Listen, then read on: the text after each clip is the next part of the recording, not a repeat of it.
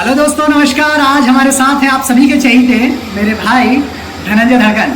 प्रणाम सबको, जितने भी मेरे भाई देख रहे हैं भोजपुरी समाज, सबको तहे दिल से मेरा प्रणाम है। और धनंजय, कैसे हो आप? बहुत बढ़िया है। और ओके, मैं चाहता हूँ नीचे चलते रहें क्योंकि थोड़ा साउंड भी यहाँ आ रहा है। साउंड घर में काम चल रहा था तो साउंड ना आई। ओके, वॉल्यूम में साउंड होता है। हाँ काय गाड़ी बंद कैल के गाड़ी फुल कैल ठीक है रहा था। ओके, हाँ। तो आजकल क्या चल रहा है? गाने कितने आ रहे हैं अभी छठ में?